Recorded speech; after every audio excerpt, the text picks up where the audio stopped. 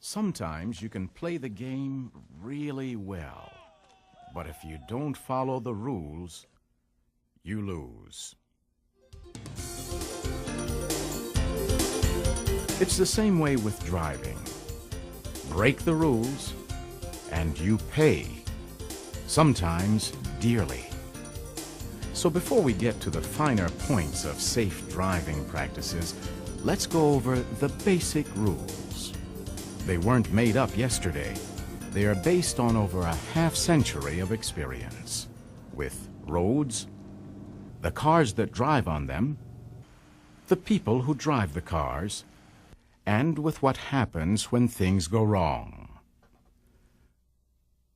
Rules of the road cover signals, signs, pavement markings, and some rules for how we use the road. If everyone went in the same direction at the same speed, we might not need rules. But people want to go in different directions at different speeds. One way of keeping things under control is the use of traffic control devices. Everyone knows what this means. Go. This light lets us turn in any direction we want. However, if we want to turn left, we'll have to yield to any oncoming traffic. This says that we can turn left without worrying about oncoming cars.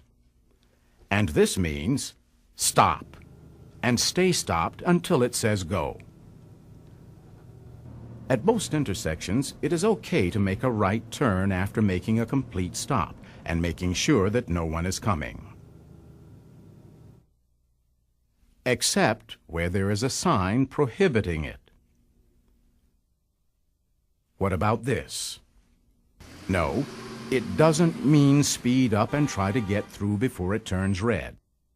In some places, we can be ticketed for being in the intersection when the light turns red. Yellow means caution, or stop unless we are too close to the intersection to stop and can easily make it through on the yellow. This means that we can turn in the direction of the arrow with caution.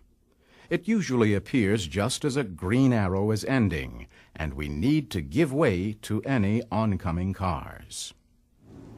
This means that we can go through the intersection, but we need to look out for cars on the cross street who usually have this, which means stop, but then proceed if no one is coming on the cross street.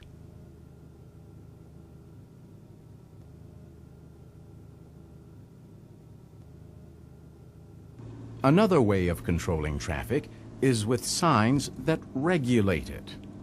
This means the same thing as a flashing red light. A stop sign is always red and has 8 sides. It requires coming to a complete stop and staying stopped until the way is clear. Cars on the main road and pedestrians crossing the road have the right of way. Even if we've had to stop earlier, we still have to stop when we reach the sign.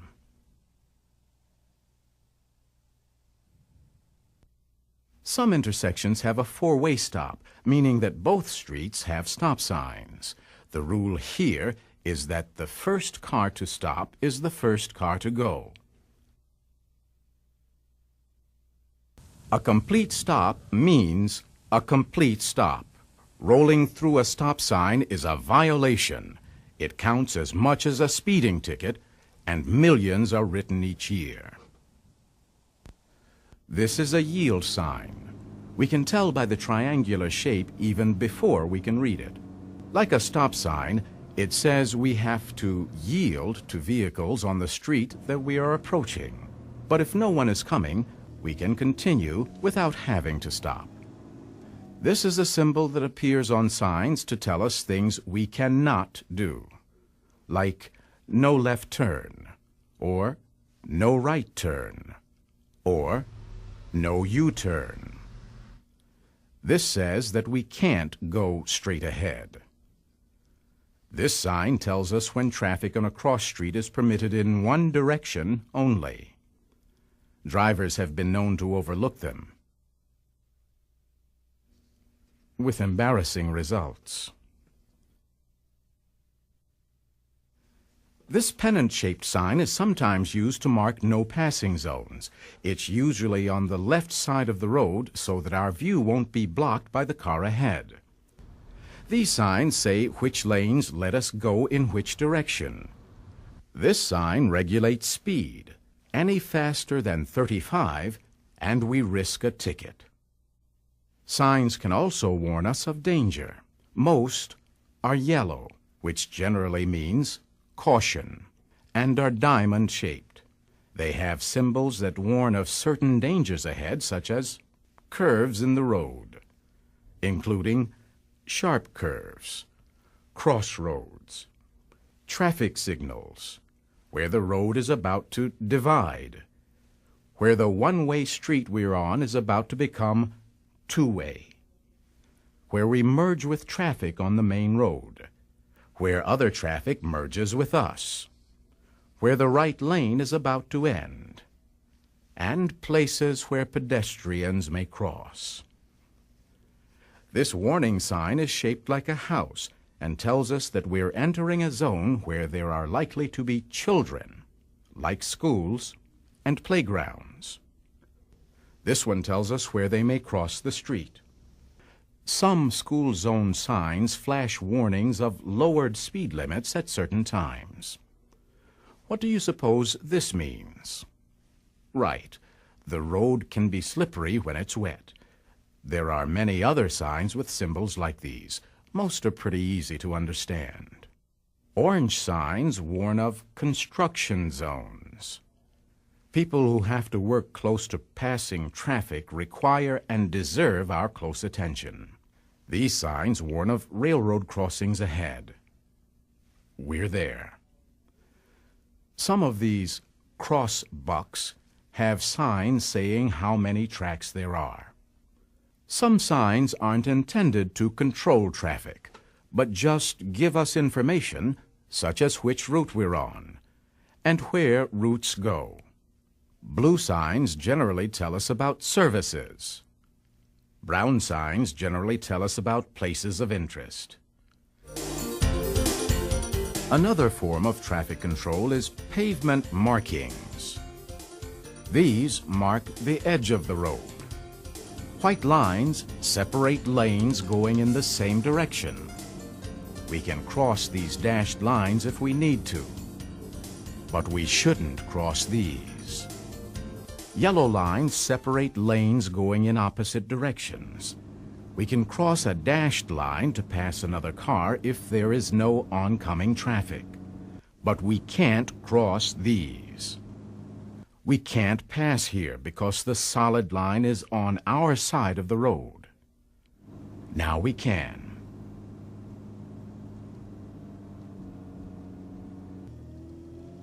Some lines run across the road.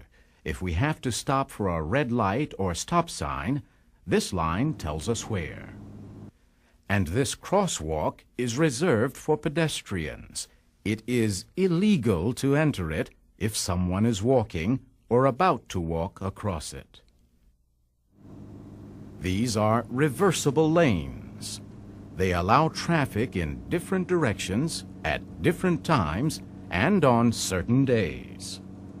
Sometimes the times appear on signs. Sometimes it's done with lights. The green arrow indicates lanes that we can use. The red X indicates lanes that we can't. This is like a yellow light. It means that the lane is changing from a green to a red X. A flashing yellow X is a lane reserved for turning. This indicates a center lane for left turns to be shared by traffic from both directions. We can enter only at the point we plan to turn, such as a shopping center on the left. There are some basic rules covering who must yield the right-of-way to whom. First, cars must always yield to pedestrians legally crossing the street. Cars crossing sidewalks must yield to pedestrians on them. Cars turning left must yield to oncoming cars going straight ahead. The car behind must yield to the car ahead, regardless of how quickly it stops. Cars entering or crossing a main road must yield to cars traveling on it.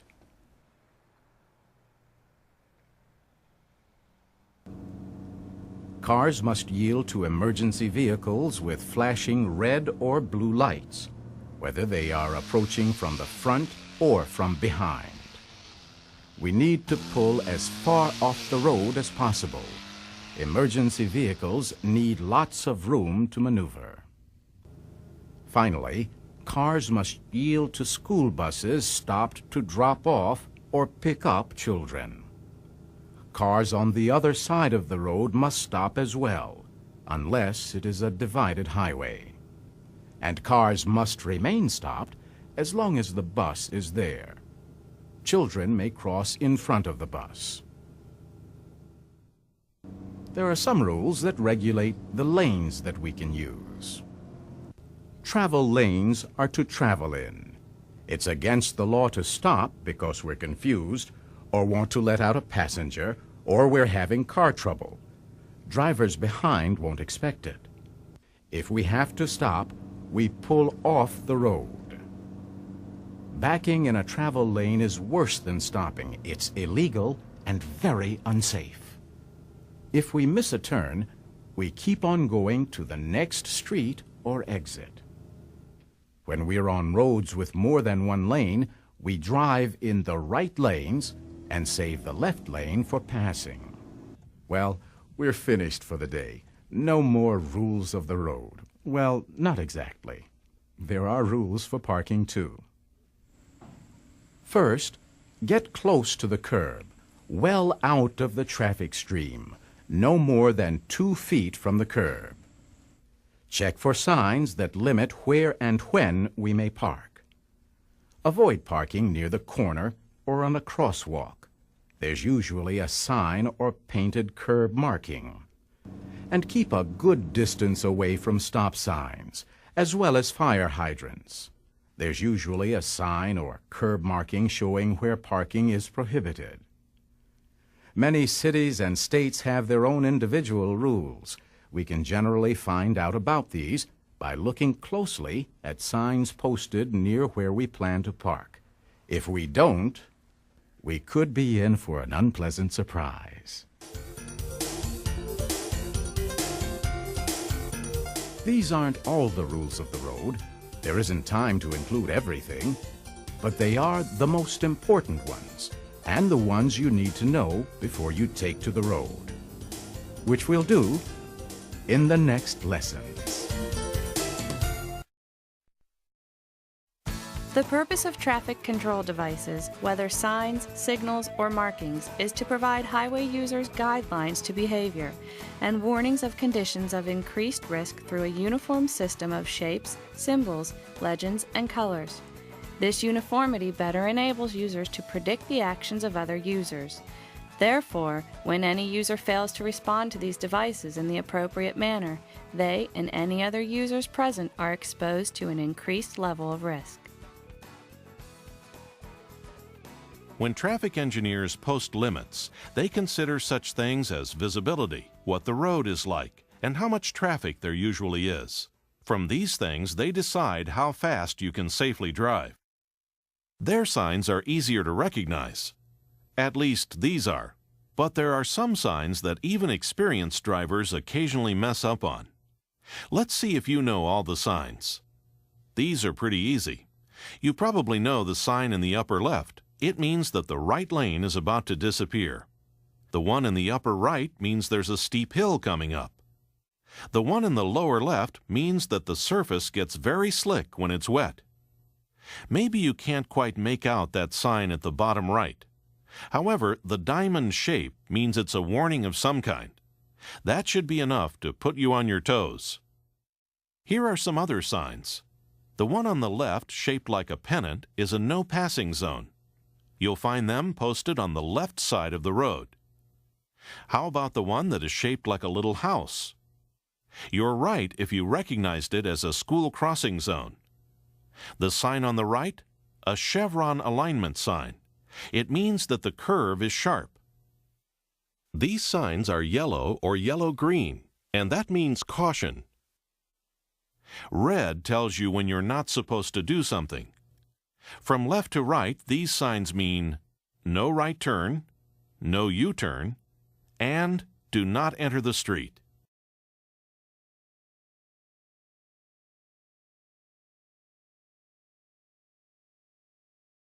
Road signs and signals are used in the highway transportation system to facilitate and regulate the flow of traffic.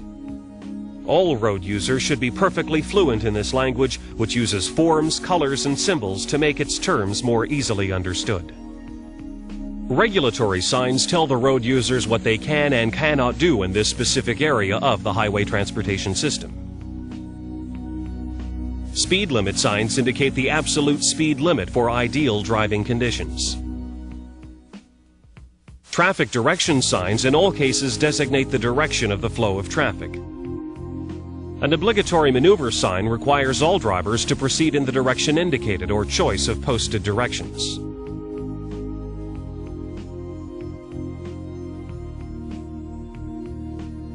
Prohibited maneuver signs indicate, depending on the direction of the black arrow appearing on them, that continuing straight ahead, turning left or right, or making a U-turn is strictly prohibited.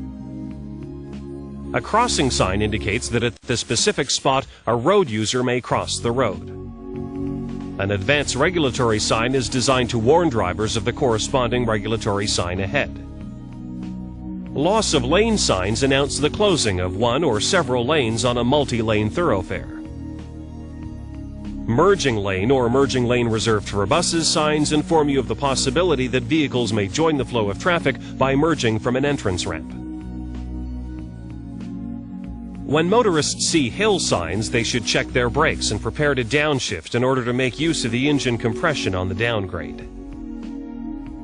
An icy roadway signal warns you that a road, bridge, or viaduct may be covered with ice or frost when the temperature drops close to the freezing point.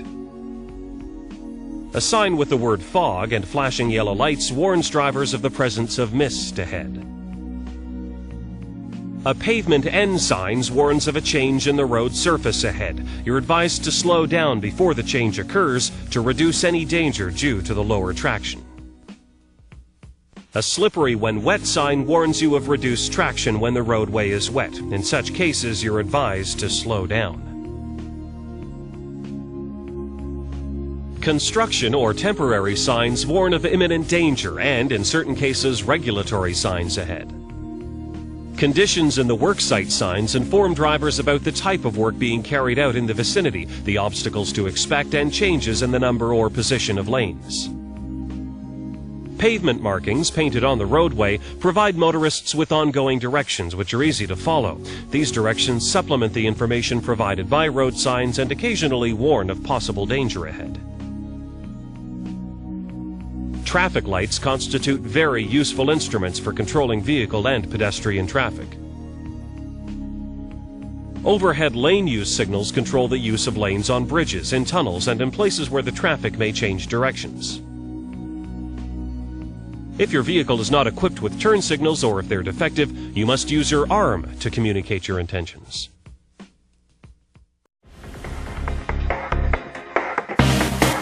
Hi there, Smart Drivers. Rick with Smart Drive Test talking to you today about Road Test Smart. Another quick tip, you may need to demonstrate that you know your hand signs for the purposes of a road test, particularly on a car, light truck, or motorcycle.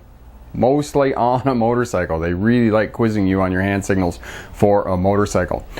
Right turn, left turn, slowing, or stopping are the three hand signals.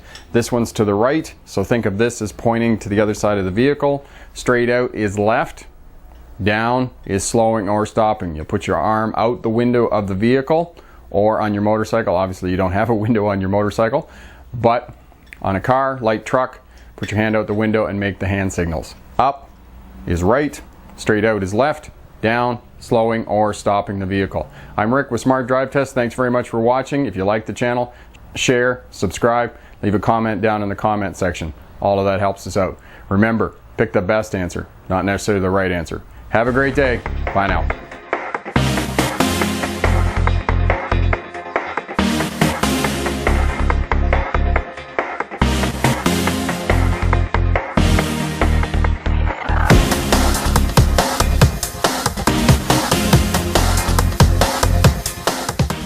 Everyone knows the colors of traffic lights.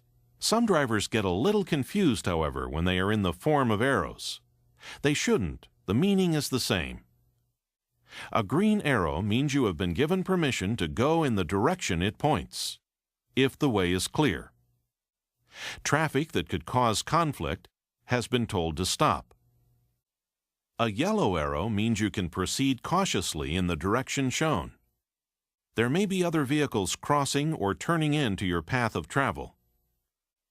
A red arrow means you cannot go in the direction it points. This is true even though the traffic light is green. But what if the red arrow is flashing? That's the same as a red flashing traffic signal. Stop and make sure the way is clear before going in the direction of the arrow. While you would like to believe that no driver would cross a busy intersection without stopping and looking both ways, the facts are about 2/3 of all drivers do not stop at stop signs. And in residential areas, the percentage is about 90%. Such actions account for about 40% of all severe injuries or fatalities. What's the reason? In most cases, it's a matter of taking too much for granted. Here's another thing that drivers take for granted. They treat a green light as some kind of guarantee of safe passage. A driver coming from either the right or the left could run the red light. It happens all the time. In large cities during rush hours, it has almost reached epidemic proportions. The most critical time is just after the light has turned green. This is when you risk a collision with the driver who tries to sneak through under the yellow light and doesn't quite make it. Don't race into the intersection the instant the light changes. Check both left and right first. It's worth a quick glance left and right at any intersection, green light or not. And don't let the one-way sign fool you. Someone could be coming from the wrong direction. Look both ways. Do you know how they set speed limits? I have no idea. I think it's a big mystery. I think that a lower speed limit is safer. Setting realistic speed limits is a safety concern for the Michigan State Police, the Department of Transportation, and other safety partners. I think it's based on the area of the road. I guess it depends on the flow of traffic. Speed limits should be based on speed studies that measure normal driver behavior. In other words, the speed that the majority of motorists are comfortable driving. I actually kind of like that rule. Oh, no, I didn't know that. If a speed limit is set artificially low, it can be unsafe. For example, it can cause drivers to slow unexpectedly, endangering drivers that are following behind. Well, I think people are going to drive as fast as they want to drive. When set properly, speed limits improve safety. In some cases, after careful analysis, raising the speed limit is the safest thing to do. For more information on speed limits, go to michigan.gov/speed limits. There are signs on the pavement, too. The markings in the lane to the left identify it as a shared left turn lane. It is intended to allow drivers traveling in either direction to make left turns. What do these double-dashed lines mean? You can pass? You can't pass? Reversible lanes.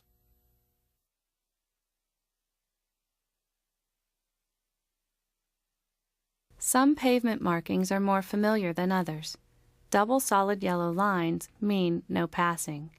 Double dashed lines mean reversible lanes. Such lanes change the direction of traffic flow and are used by vehicles going one way in the morning and the other way in the evening. When you see these lane markings, look for signs that tell you 1. Which lanes can be used, 2. During what time, and 3. Any vehicle restrictions. To help avoid the danger of head-on collisions, reversible lanes are marked with 1. Overhead signs, 2. Lane markings, and 3. Overhead lights. If the signal light hung over a lane is a green arrow or a green X, the lane is open to traffic facing the signal. If the signal is a yellow X, traffic flowing in the direction of the signal is about to end. If the yellow X is flashing, then the lane is used by left-turning vehicles only. The lane is closed to vehicles facing a red X signal. Here's another driver who took something for granted. He assumed that the path would be clear. He forgot that pedestrians have the right-of-way. Always check to the right or left before beginning a turn to make sure there are no pedestrians in the street or about to enter it. Here's one more situation that drivers often take for granted. There are nearly 100,000 railroad crossings without gates or signals in the United States. Whenever you approach a crossing, slow down and look in both directions. That also goes for crossings that have signals. The signals don't always work. After a train passes, wait until you have a clear view well down the track. Drivers have been known to start across just after a train passes, only to be hit by a train coming from the other direction. Take nothing for granted. Whenever you come to a point where someone can cross your path, assume they will. Look both ways before proceeding. Hi there, Smart Drivers. Rick with Smart Drive Test.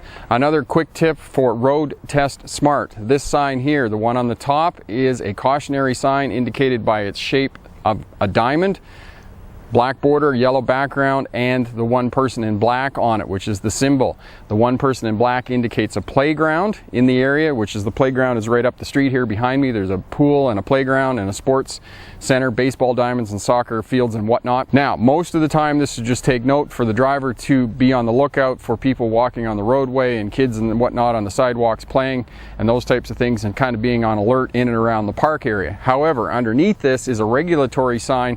The regulatory sign is a speed sign. It's rectangular in shape. It has a black border with a white background, and the lettering on it is black. This speed sign is 30 kilometers an hour. For the purposes of a road test, you need to do 30 kilometers an hour, because if you speed through this zone, you will not be successful on your road test. And unfortunately, I've had students fail because they sped through one of these playground zones. So it's a little bit deceiving because of the cautionary sign on the top, but the regulatory sign on the bottom, so make sure you pay attention to that. Now, a couple of things you can do to locate these signs in and around where you might be taking your road test. Know that you are not going to travel farther than a 10-minute to 15-minute radius from wherever the testing center is. So you could draw a radius on a map of a couple, 2-3 kilometers, and that's where the road test area is going to be. You can go and drive around and try and find these signs. The other way to do it is spend a few bucks, hire a driving instructor from one of the local driving schools to take you out and do a mock road test. For bang for the buck, your return on investment, it's probably the best money you're going to spend, because driving instructors teach people how to pass road tests every day. They're going to show you where these signs are located and the other things that you might need to pay attention to on your road test. So hire a driving instructor, be successful on your road test. If you like what you see here, share, subscribe, leave a comment down in the comment section. All of that helps us out. I'm Rick with Smart Drive Test. Good luck on your road test. Thanks very much for watching. Remember, pick the best answer, not necessarily the right answer. Have a great day. Bye now.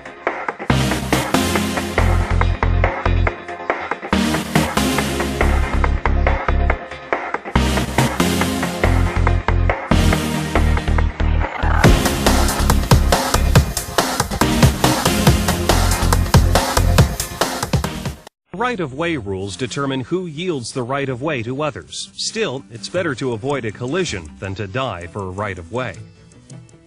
Yield the right-of-way to pedestrians crossing a public roadway.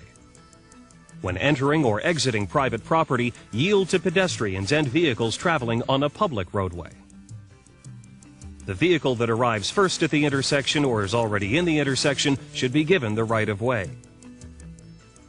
When many vehicles reach the intersection at the same time, yield the right-of-way to the vehicle on the right. When making a left turn, yield the right-of-way to any oncoming vehicles.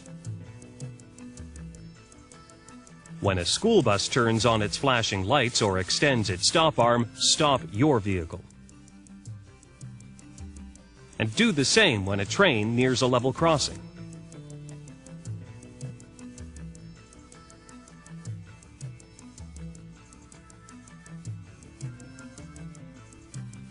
Finally, yield the right-of-way to emergency vehicles when their siren or flashing lights are in operation.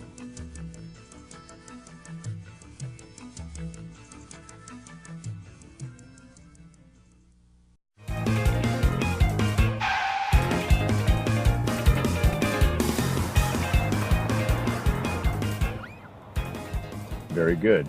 I'm glad you stopped behind the line. Thanks. I'm not sure what to do at signal lights sometimes. There's a lot to watch for. Here are the basics. It's legal to enter an intersection on a green or yellow light.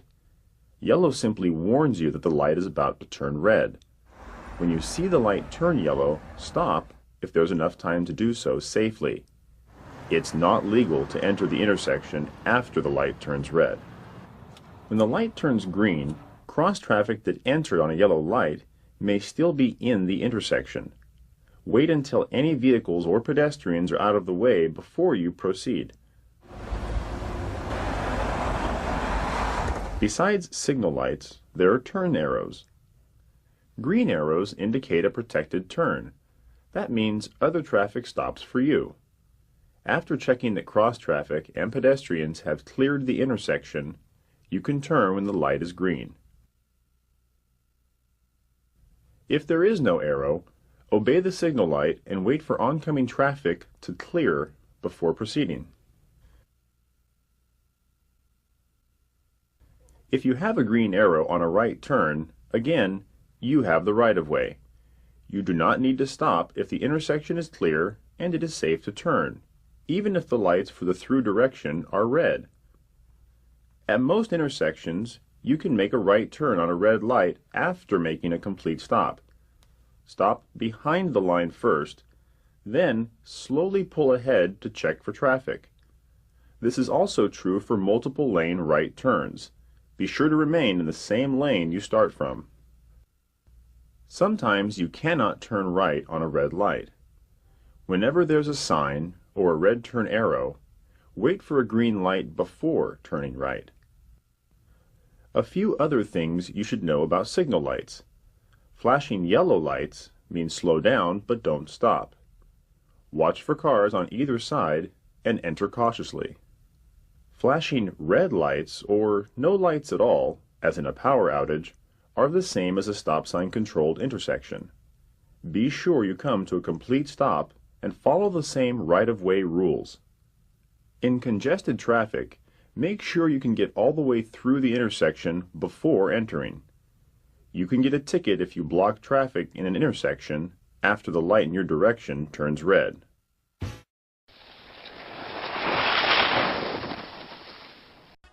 While approaching the intersection in the appropriate lane, in this case, the leftmost lane, check traffic in front and the rearview mirror before braking. Signal left and slow down smoothly, keeping a 2 to 3 second gap to any vehicle in front. If there is a vehicle in front waiting to make the turn, leave a car length in space and monitor the rearview mirror. While waiting, keep the front wheel straight and check the traffic lights, the traffic ahead, to the rear via the mirrors, and the crosswalk to your left for pedestrians. When it is safe to turn, use both hands on the wheel and look where you want to go. Turn at a steady speed, and once on the new road, check the mirrors and the new traffic situation and accelerate to traffic speed. A broken yellow or white line means that crossing to pass another vehicle, when it's safe, is permitted. Solid white lines, like ones on the acceleration and deceleration lanes of highway ramps, and the lines separating the road from the shoulder, should not be crossed ordinarily. Although driving to the shoulder with mechanical trouble or to avoid an accident is permissible, and sometimes necessary. Parallel solid yellow lines may not be crossed for any reason. Isn't it hard? Driving through busy urban areas increases the possibility of encountering pedestrians and vehicles entering the road ahead of you. Look left and right at all intersections and entrances for pedestrians and vehicles. Look well ahead 12 to 15 seconds down the road and check the rearview mirror every 5 to 10 seconds. Choose the lane that offers the least resistance if there is a choice. Ensure to leave a 2 to 3 second gap to any vehicle in front and maintain a steady and reasonable speed for traffic conditions. If the situation arises that a driver or pedestrian does not appear to see you, cover the horn and brake, just in case you need them.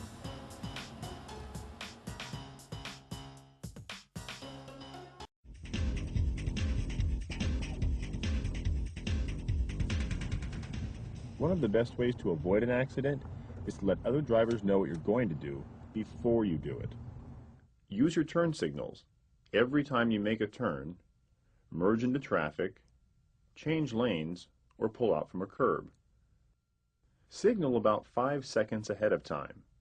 When making a turn, be careful not to put your signal on too soon, especially if there's an intersection or driveway between you and where you're going to turn. Someone might think you're turning sooner than you really are. Likewise, don't pull out in front of a car just because its signal is on. It may be turning beyond you, or the driver may have forgotten to turn the signal off. Freeway merging can be difficult, or quite simple. The trick is to accelerate to match the speed of traffic that you're merging into. Be sure you signal, check your mirror, and look over your shoulder. Look for an open space. If you're going at or near the speed of traffic, it's usually not too hard to pull ahead or move back to merge into an open space.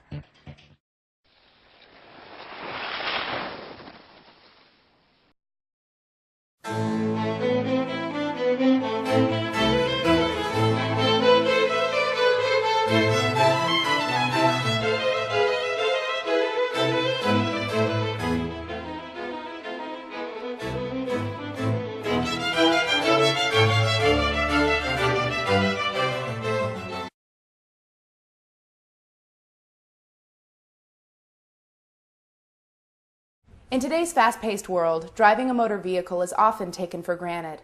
Whether it's dropping off the kids at school, picking up groceries, or driving the company car to a job site, driving is probably something you do every day without thinking twice.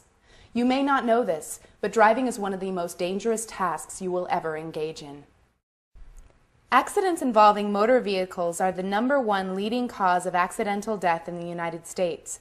Approximately 41,000 people die each year on U.S. roads, and approximately 3.1 million people suffer injuries in motor vehicle accidents. Across the world, an estimated 1.17 million people will die each year in traffic accidents, making it a leading cause of death across all regions of the globe. In the U.S., $60 billion is spent annually on expenses related to motor vehicle accidents. These costs include medical expenses, absenteeism, property damage, insurance costs, litigation, and more. Fortunately, there are a number of safety principles that you can follow to help minimize the risks associated with driving a motor vehicle. The following program will discuss basic vehicle maintenance, pre-trip preparation, defensive driving tactics, backing safely, hazardous driving conditions, and what to do in case of an emergency.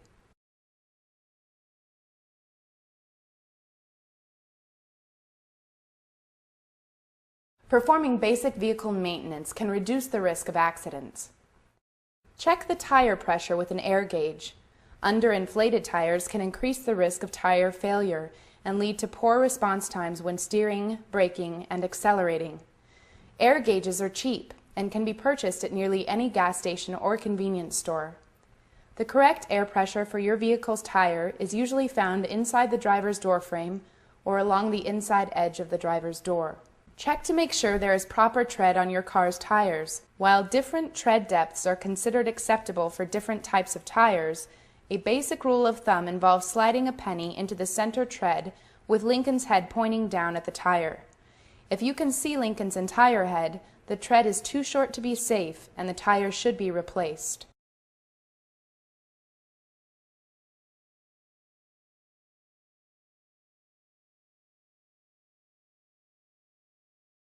Before driving a vehicle on a road or highway, you can reduce the risk of accident by performing a few simple activities.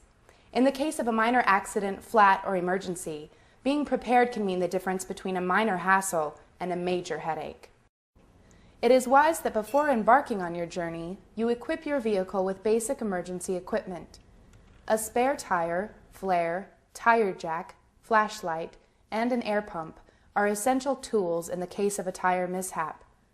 It is also wise that you bring with you a container of water in case you find yourself stuck in the middle of nowhere for an extended period of time. While it is not advised that you use a cell phone while operating your vehicle, as it can distract you and increase the risk of accidents, cell phones often come in handy after an emergency or accident. Therefore, it is important that you have your cell phone in your car at all times. Upon entering your vehicle, adjust the vehicle to your body. Adjust your chair and steering wheel so that you are comfortable. Check all the rear view and side view mirrors. Make sure to eliminate as many blind spots as possible. If you have packed your vehicle with supplies, make sure that they do not obstruct your view. Seat belts are one of the most important ways to reduce and avoid serious injury should a motor vehicle accident occur. Make sure your seat belt is snug, but not too tight.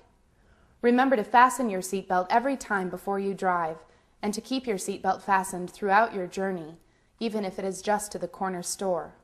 If you are driving a new or unfamiliar vehicle, take time to familiarize yourself with it. Make sure you know where the blinker switch is, the headlights, the high beams, and drive it around the parking lot for a bit or side road before entering a major thoroughfare. Keep your windshield and mirrors clean.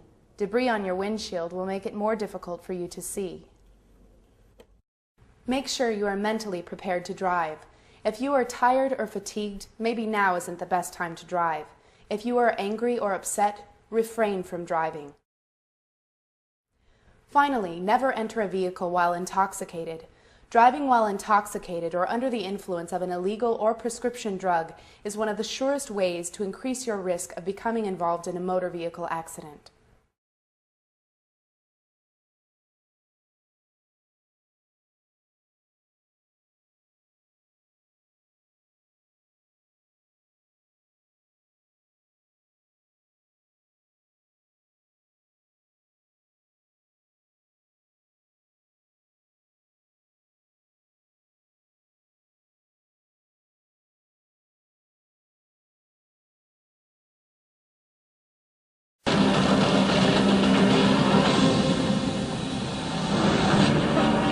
Across the United States, there are close to 140,000 railroad crossings.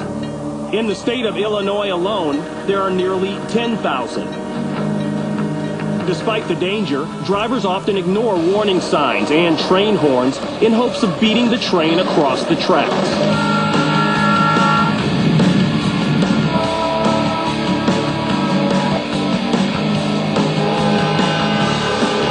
On the outskirts of Chicago, one railroad crossing is particularly perilous. Cars stuck in the intersection come dangerously close to being rammed by the oncoming train. Luckily, the traffic light changes in time, and the potential for disaster is prevented. But not all drivers are as lucky. As a train approaches the intersection, an 18-wheeler decides to try to make it across.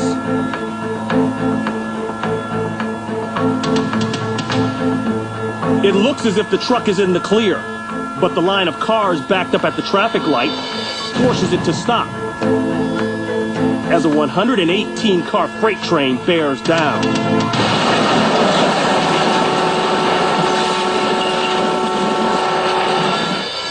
Although the engineer hits the brakes, it takes an average freight train over a mile to come to a complete stop. This train only had a few yards.